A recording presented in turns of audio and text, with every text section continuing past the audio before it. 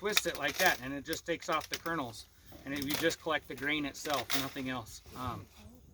It'll leave the cob and spit it out on the ground. You can kind of see all the little cobs and everything on the ground. But what's really cool about corn, and it's kind of interesting, is there's a tassel at the top, and then on the ear, you guys have probably all shucked sweet corn and seen the little silk, stringy stuff on it. There's one of those pieces of silk is connected to each kernel, and the pollen at the top of the plant pollinates the silk, and it germinates the grain on the ear of corn. So every once in a while, and I didn't really see one in this one, you get a blank where there's something that happened in that pollination phase, you know. And so that's why, like, if you ever grow corn in your garden, you should always grow like a block, like a square, rather than like one line. Because what happens is that pollen, if you get a little breeze coming this way, it blows that way. If it's one line, it blows that way. But if you grow it in a block, the pollen from this one's kind of blowing onto that side, the pollen from this one, and it kind of pollinates it and germinates it a lot better. The other interesting thing about corn is that if you count the kernels around, this one has 16, but you can actually count the kernel. They're always an even number. And so it's just kind of how Mother Nature works, you know. It's always 16, 18, 14, 20, whatever. But what variety of corn is this? So it's all called yellow dent corn. And so yellow dent corn has a lot of starch in it. Now, like you would think, now in the distillery, we're looking for sugar, and sugar gets converted into alcohol during the fermentation process.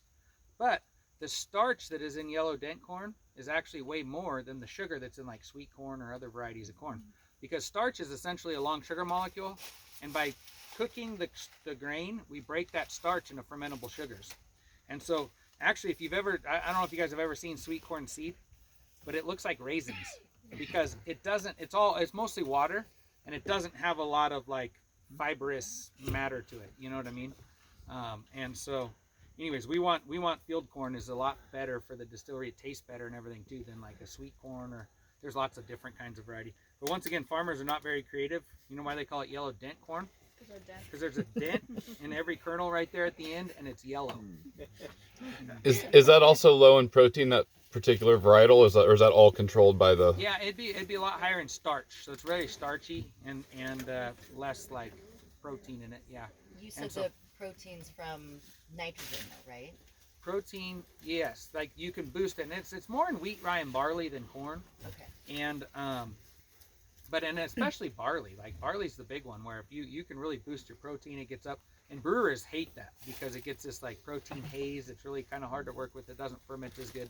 But that's for larger quantities, right? Yeah. You were saying more nitrogen, larger quantities. Yeah, you get more lower starch. More yields, but then it's lower starch, higher proteins. Which actually, if you think about it, for the cattle market, which is most grain in the United States gets fed to animals, and if you think about it, they need protein. So it's actually good. The farmer would add more nitrogen, the protein goes up, they get more yield, it's better for the cows, it's a win-win-win. But for us, we don't want that protein, and so we can sacrifice that quantity for quality. Sometimes I get those mixed up and I don't have to think about it.